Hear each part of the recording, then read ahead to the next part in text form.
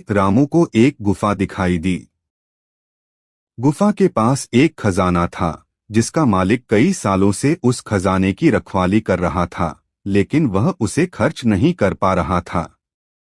उसने रामू से पूछा, तुम कहाँ जा रहे हो? रामू ने अपनी कहानी दोहराई। खजाने के मालिक ने रामू से आग्रह किया, कृपया चिड़िया से पूछना कि मैं इस खजाने से कब मुक्त हो पाऊंगा। रामू ने उसे भी वचन दिया और आगे बढ़ गया। काफी मुश्किलों के बाद रामू आखिरकार उस जादुई पेड़ तक पहुंच गया। उसने सुनहरी चिड़िया को देखा और उसे अपनी सारी कहानी सुनाई। चिड़िया ने कहा, रामू, मैं तुम्हारी किस्मत बदल सकती हूँ, लेकिन उससे पहले तुम्हें उन 3 लोगों की मदद करनी होगी जो तुम्हें रास्ते में मिले थे।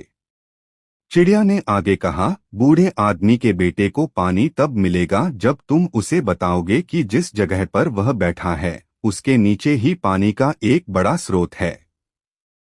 घोड़े को उसकी मुक्ति तब मिलेगी जब तुम उसे बताओगे कि उसे एक सच्चा और दयालु मालिक मिलेगा जो उसे आगे बढ़ने देगा। और खजाने के मालिक को उसकी मुक्ति तब मिलेगी जब तुम उसे बताओगे कि उसे वह खजाना किसी जरूरतमंद को दान कर देना चाहिए।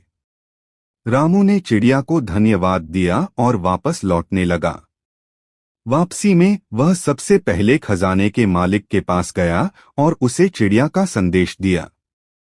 खजाने का मालिक बहुत खुश हुआ और उसने खुशी खुशी सारा खजाना रामू को दे दिया, क्योंकि वह रामू को सबसे योग्य और जरूरतमंद व्यक्ति मानता था।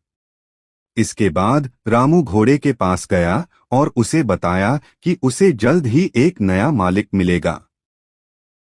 यह सुनकर घोड़ा बहुत खुश हुआ और उसके शरीर से एक कीमती हीरा निकलकर रामू की हाथ में आ गया। अंत में रामू बूढ़े आदमी के पास गया और उसे पानी के स्रोत के बारे में बताया। बूढ़े आदमी ने खुशी खुशी रामू को ढेर सारा अनाज और बीज दिए जो उसके खेत के लिए बहुत फायदेमंद थे। रामू अपने गांव लौट आया। उसके पास अब बहुत धन, अनाज और एक कीमती हीरा था। उसने अपनी बंजर जमीन पर खेती शुरू की और इस बार उसकी फसल बहुत अच्छी हुई। रामू ने समझ लिया था कि किस्मत सिर्फ बैठे रहने से नहीं बदलती, बल्कि दूसरों की मदद करने, सच्ची मेहनत और सही निर्णय लेने से बदलती है।